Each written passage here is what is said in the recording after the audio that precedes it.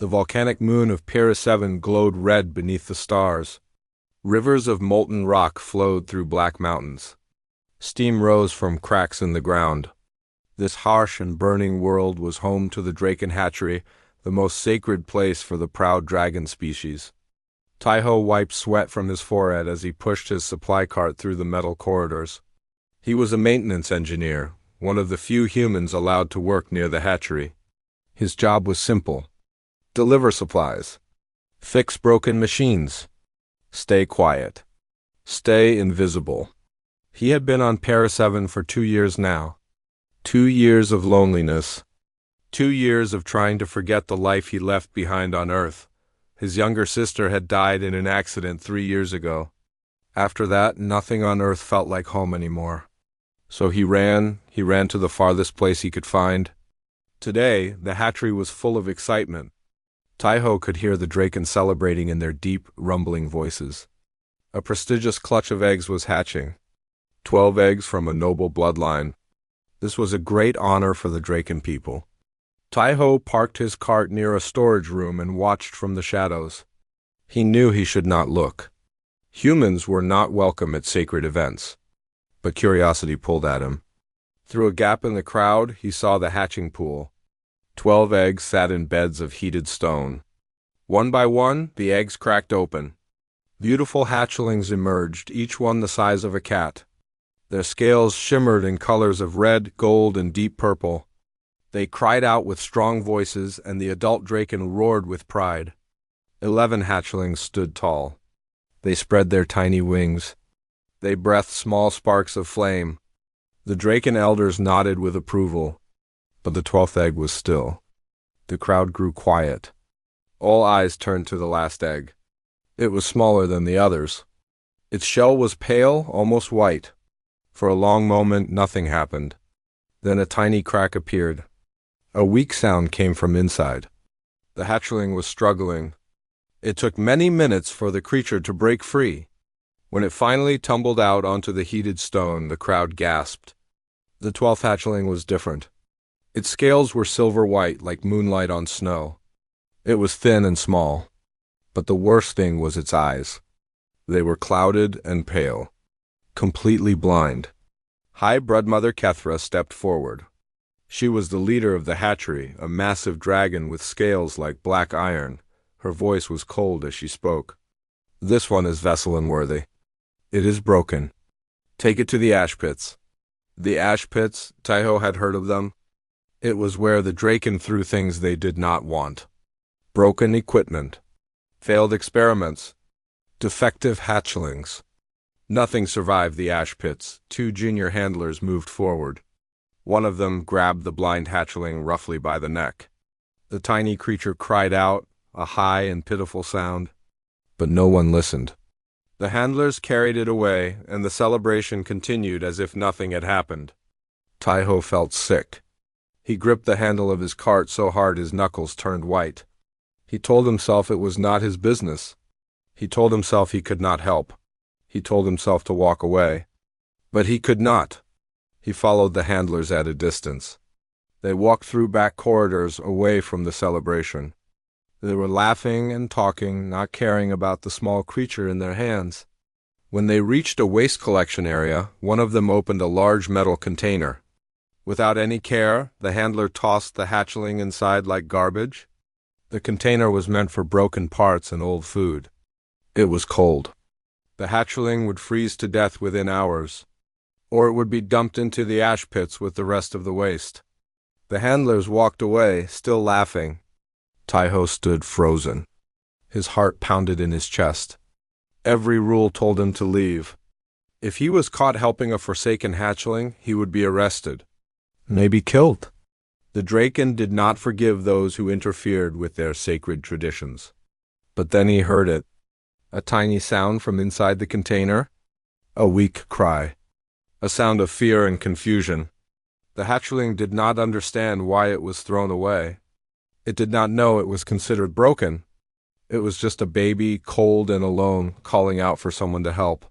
Taiho thought of his sister. He thought of the day she died and how he was not there to save her.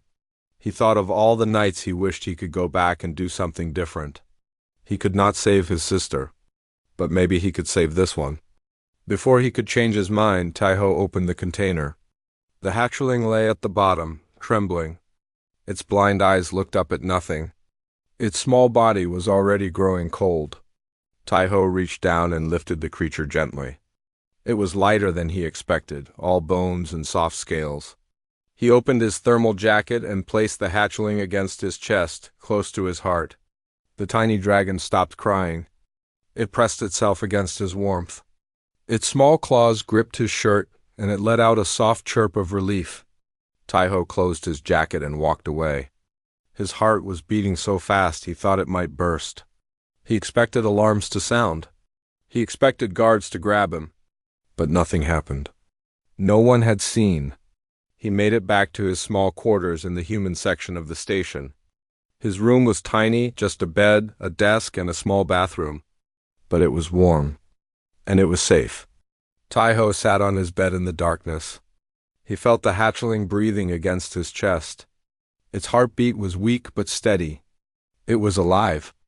"I don't know if I can keep you safe," Taiho whispered. "I don't know what I'm doing, but I promise I will try." The hatchling chirped softly, as if it understood. Taiho smiled, even though tears were running down his face. "I'll call you Bile, it means star. You don't need eyes to shine, little one." Outside, the volcanic moon glowed red. Inside, a human and a dragon began their journey together. 6 months had passed since Taiho rescued the blind hatchling from the waste container. In that time, everything had changed. Bile was no longer a tiny, trembling creature. He had grown to the size of a large dog. His silver-white scales gleamed like polished metal.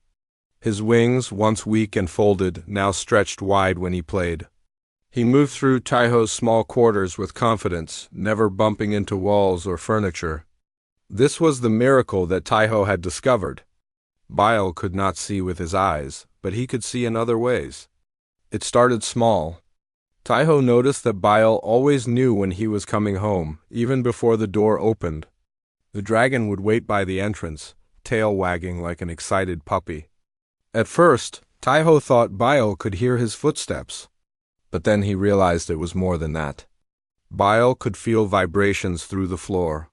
He could sense heat from living bodies. He could hear sounds that human ears could never detect. When Taiho spoke, Bile did not just hear the words. He felt the vibrations in the air. He sensed the warmth of Taiho's breath. He knew where Taiho was standing, how he was feeling, even what direction he was facing. The blind dragon had learned to see without eyes. Taiho's only friend on the station was a scientist named Yuna. She was a xenobiologist who studied alien life forms. When Taiho finally trusted her enough to show her Bile, she was amazed. "This is incredible," Yuna whispered, watching Bile navigate the room. "His brain has adapted. The parts that would normally process visual information are now processing other senses. He's developed a kind of biological sonar, like a bat. And look at this." She held up a small device that measured electrical fields. When she pointed it at Bile, the readings went wild. "He can sense electromagnetic fields," Yuna explained. "Every living thing produces tiny electrical signals. Our hearts, our brains, our nervous systems. Bile can feel all of it. He doesn't just know where you are. He can probably sense your emotions. Maybe even tell if you're lying." Taiho looked at Bile with new wonder. The dragon tilted his head, his clouded eyes seeming to look right at Taiho. Then Bile walked over and pressed his head against Taiho's hand. "You knew all along, didn't you?" Taiho said softly. "You could feel everything." Bile rumbled deep in his chest. It was the Draken version of a purr, but keeping Bile hidden was becoming harder every day. The dragon was growing fast. He needed more food, more space, more heat. Taiho's energy usage had increased so much that Commander Dosen, the head of the human section, had started asking questions. "Your power consumption is 3 times normal," Dosen said during a routine meeting. "What are you running in there?" "A small factory?" Taiho forced himself to stay calm. "I've been doing some personal projects. Building things. You know how cold it gets in the outer sections? Dosen stared at him with suspicious eyes. I'm ordering inspections of all quarters next week. Energy efficiency protocols? Make sure everything is in order. Taiho's heart sank. If inspectors found bile, it would be over for both of them. That night, Taiho sat with his head in his hands. Bile lay beside him, sensing his distress. The dragon made a soft, worried sound. I don't know what to do, Taiho admitted. If they find you, the Draken will kill you. They might kill me too. Maybe I should take you somewhere else.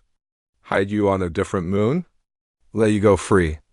Balo lifted his head. He placed one clawed foot on Taiho's knee and pressed down gently. Then he made a sound that Taiho had never heard before. It was not a chirp or a rumble. It was something deeper, more meaningful. Through their bond, Taiho felt a wave of emotion wash over him. It was not his own feeling. It was Bile's. The dragon was projecting his emotions directly into Taiho's heart. The feeling was overwhelming. It was loyalty, trust, love, and underneath it all, a simple message: I stay with you. Taiho pulled the dragon close. Okay, he whispered. We stay together. No matter what. The inspection came 5 days later. Taiho had moved Bale to a ventilation bay that he had discovered months ago. It was warm there, hidden behind maintenance panels, and the noise of the machines covered any sounds Bile might make. For 3 hours, Taiho waited while inspectors searched his quarters. They found nothing unusual. His personal projects, mostly broken machines he was fixing, explained the extra energy use. The inspectors left, satisfied. But when Taiho went to retrieve Bile, he found something unexpected. A patrol drone was hovering outside the ventilation bay. Its red sensor light was blinking. It had detected something. Taiho's blood turned cold. If the drone reported its findings, guards would come. Everything would be discovered. But then Bile did something amazing. The dragon emerged from his hiding spot and faced the drone. His blind eyes seemed to focus on the machine. Then Bale began to hum, a low vibration that Taiho could feel in his bones. The drone's red light flickered. It wobbled in the air. Then slowly it turned and flew away. Its light had changed from red to green. Scanning complete. No anomalies detected. Taiho stared at Bale. What did you do? Bile tilted his head, looking almost proud. Later, Yuna examined the drone's logs. He projected some kind of electromagnetic pulse, she explained, her voice full of disbelief. But it wasn't random. It was precise. He basically told the drone's computer that everything was normal. He hacked it with his mind.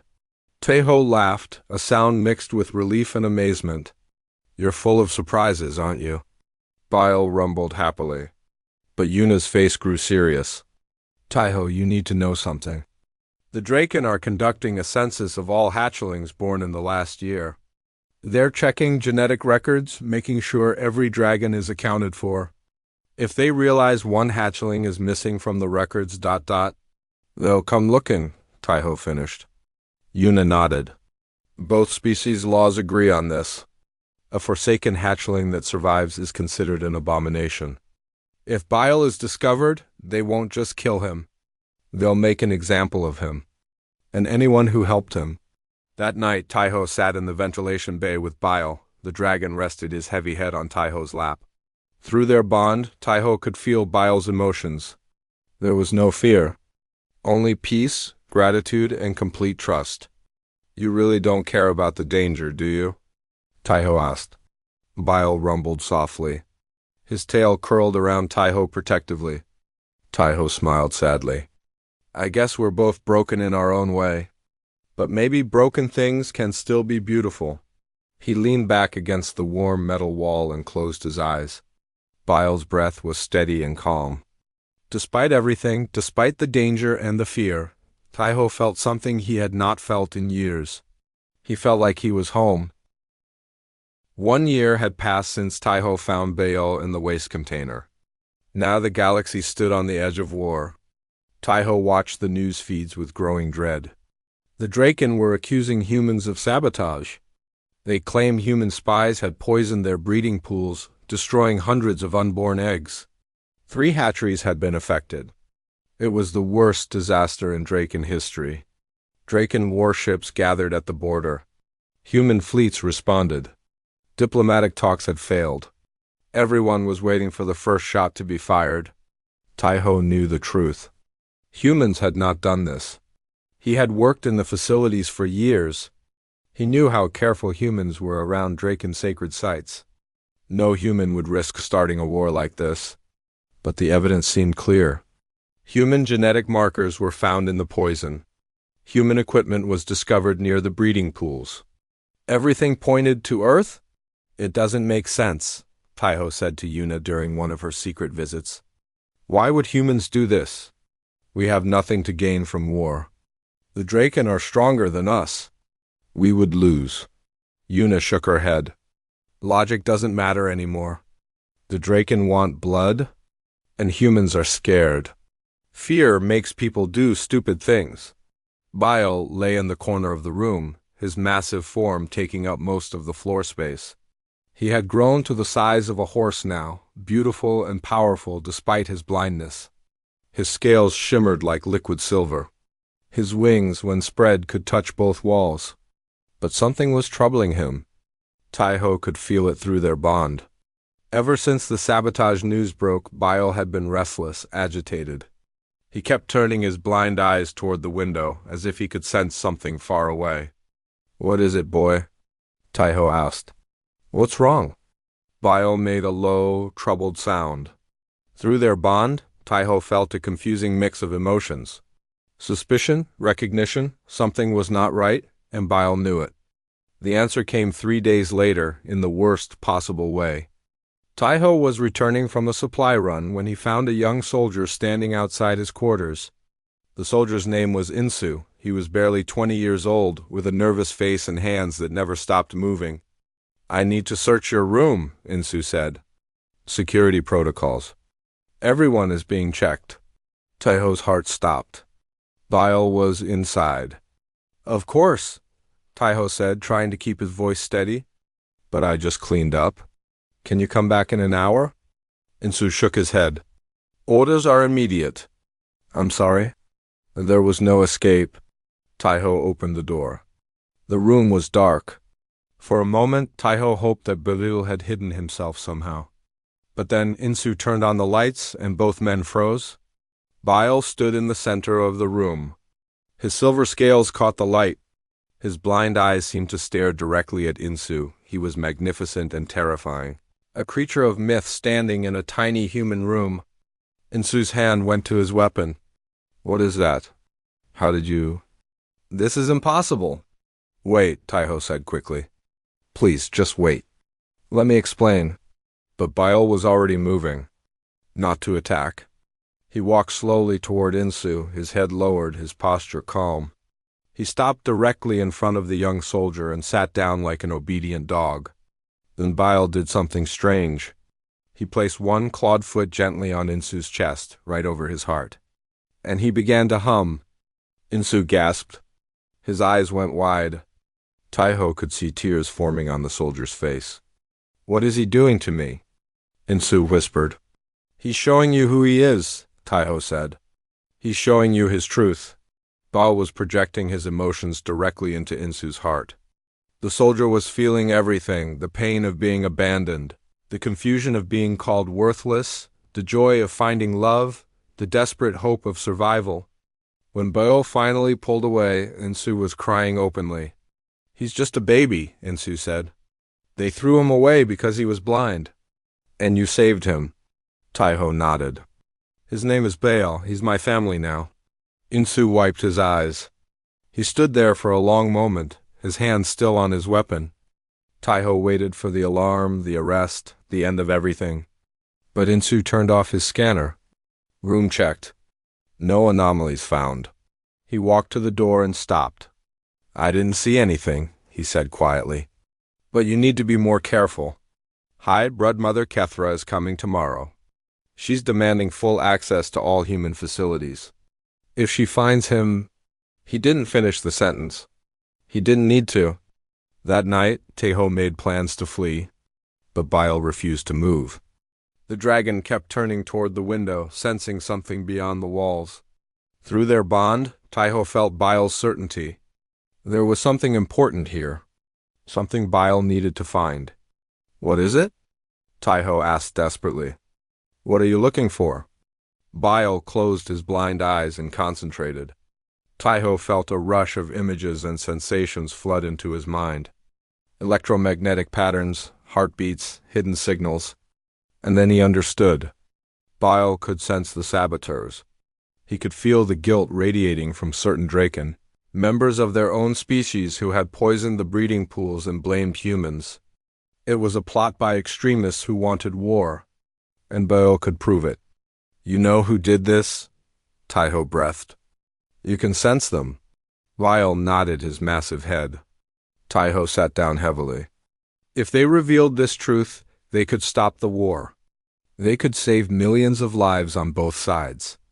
But to do that, they would have to expose Bile. They would have to stand before the Draken and show them the dragon they had thrown away. Bile's death would be certain. Through their bond, Teho felt Bile's decision. The dragon was not afraid. He would rather die proving humans innocent than live while Teho's species was destroyed. "No," Teho said firmly. "I won't let you sacrifice yourself." Bile pressed his forehead against Teho's chest.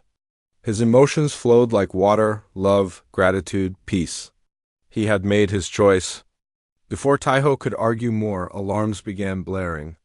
Draken warriors were entering the human section. Kethra had arrived early. They were searching every room. Teho grabbed his jacket. "We have to run." But there was nowhere to run. Warriors appeared at every exit. Within minutes, Teho and Bale were surrounded in a cargo bay. 20 Draken soldiers pointed weapons at them. Kethra herself stepped forward. Her black scales gleamed like oil. Her eyes burned with ancient hatred. "So," she said, "the rumors were true? A human has been hiding a Forsaken One. You will both die for this crime." Teho stepped in front of Bile, his arms spread wide. "You'll have to kill me first." Kethra laughed. "That can be arranged." But then Bale rose to his full height. He spread his wings, filling the cargo bay with silver light.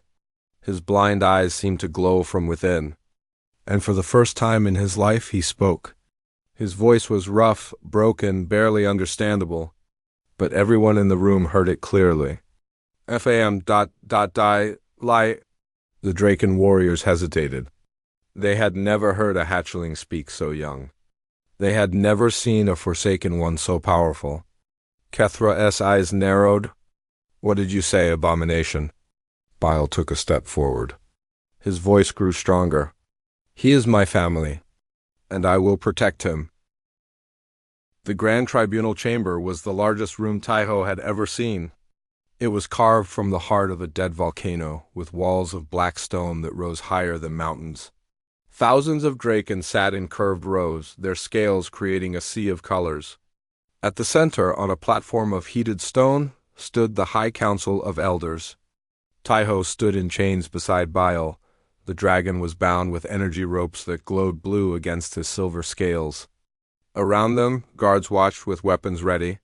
3 days had passed since their capture.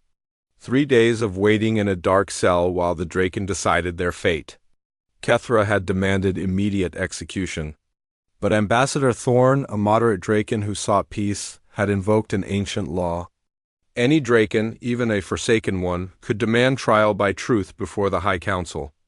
Bile was legally a Draken.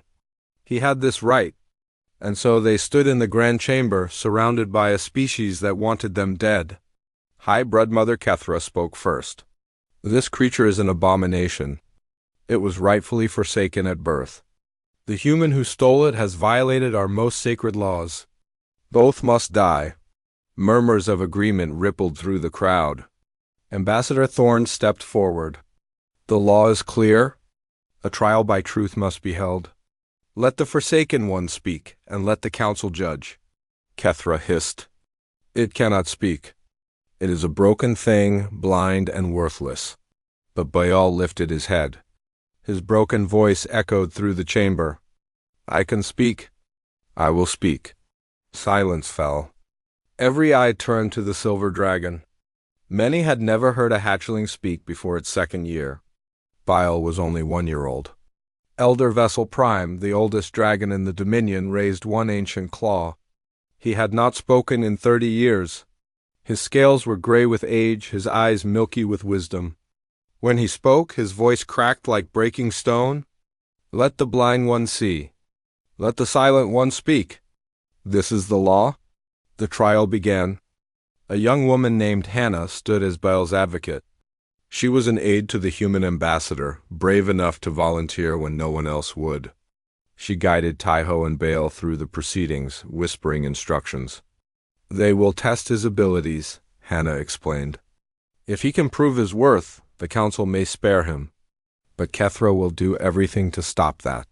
The first test was simple.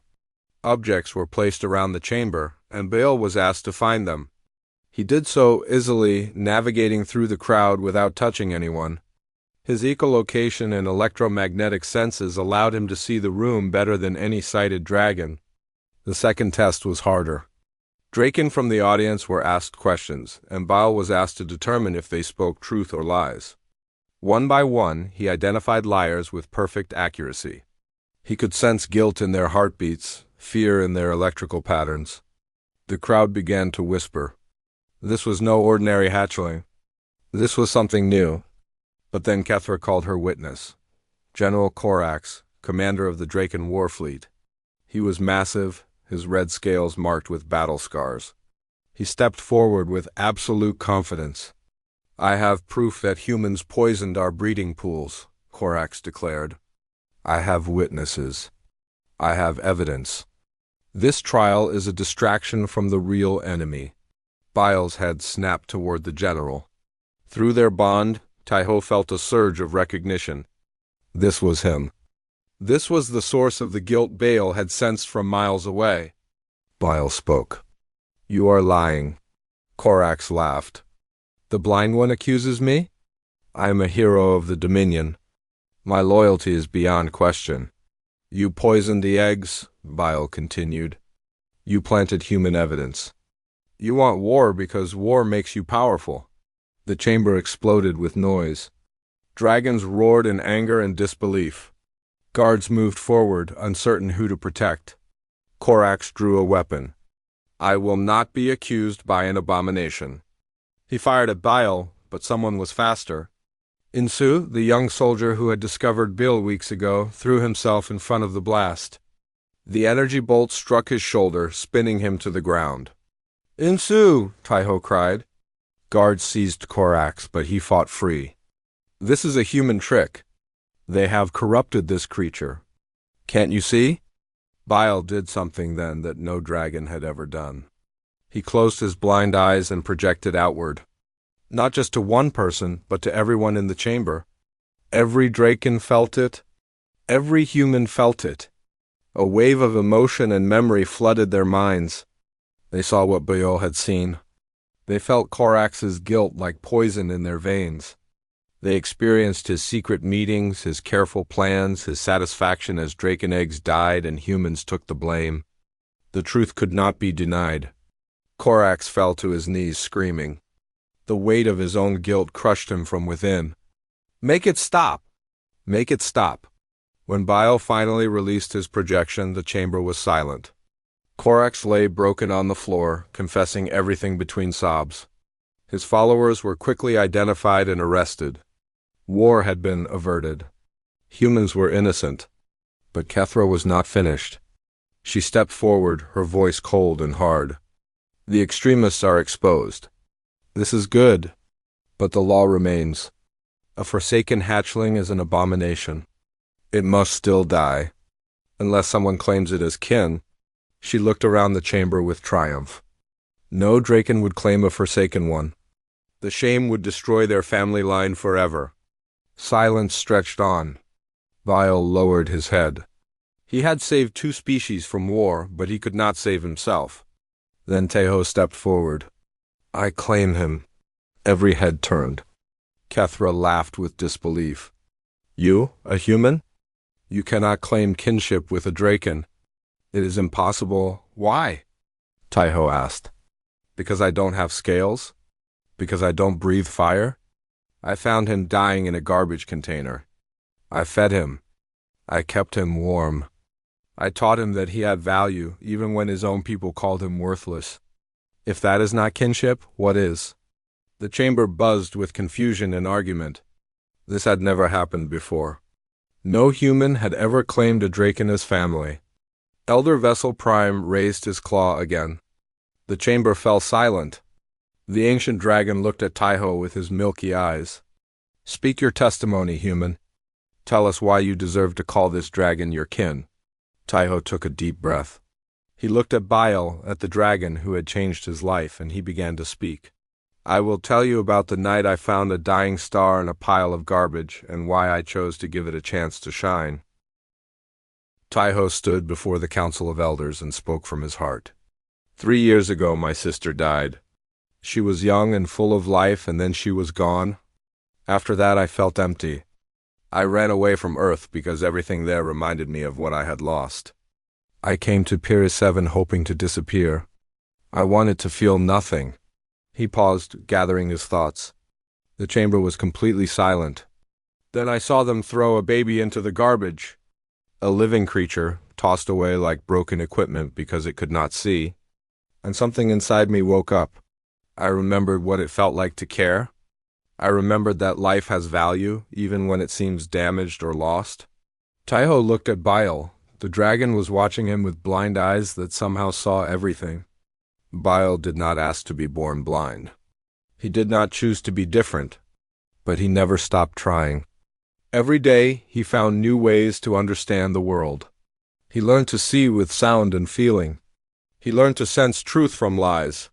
He became stronger and wiser than anyone expected. He turned to face the elders directly. You call him an abomination. You say he is broken. But I have watched him grow for 1 year, and I know the truth. Bile is not broken. He is beautiful. He is brave. And he just saved your entire species from a war built on lies? Dr. Yuna stepped forward from the human section.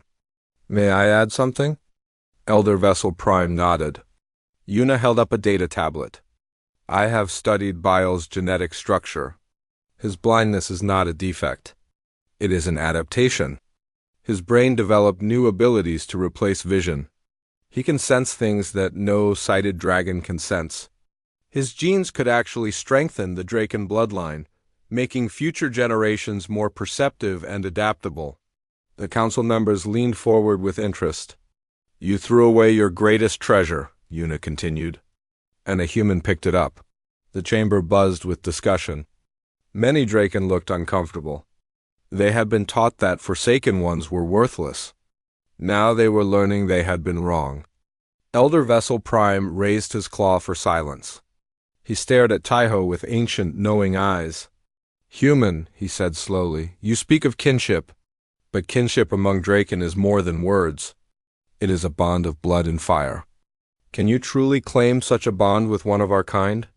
Taiho nodded. I can prove it? He walked to Bile and placed his hand on the dragon's forehead.